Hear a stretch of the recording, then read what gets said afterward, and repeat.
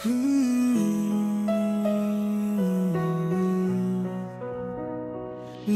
tiwar cahaya menyala, ku rasakan bangkit nur cinta. Mentari naik di timur, ku rasakan menyinari hati yang kerinduan. Langkahmu jahit bersatu iman menuju cinta Tuhan yang kekal. Nubu berterbangan di jalan cinta, nama Allah di dada mereka. Tiada takut, tiada kecewa, kerana nur jadi senjatanya.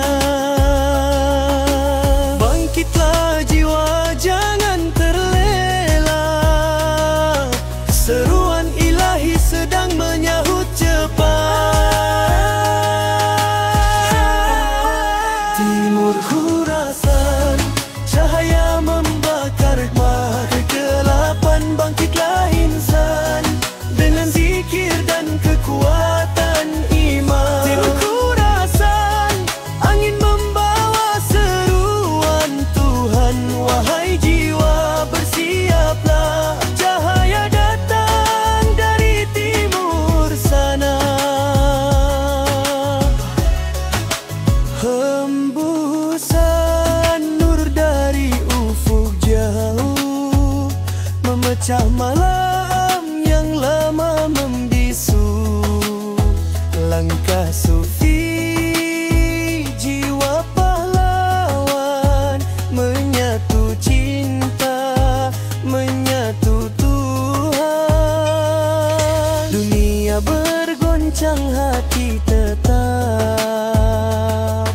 janji ilahi makin dekat. Dari timur datang penyelamat, membawa rahmat yang takkan tamat. Dari nur ke nur aku berjalan, dalam hati ada lautan aman. Timur Khurasan buka gerbang, cinta Allah jadi bendera perang. Zikir jadi darah mengalir di dada, bukan senjata tapi kalimat sucinya. Bila dunia gelap, jiwa menyala, kerana Khurasan bawa cahaya. La ilallah Muhammad Rasulullah, hati berpadu, nur menyatu. Khurasan jadi saksi cintamu.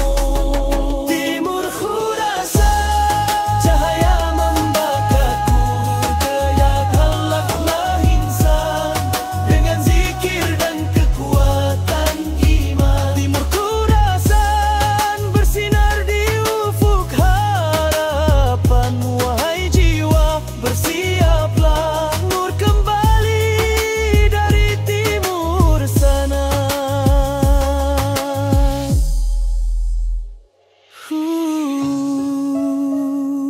Khurasan, nur kebangkitan insan.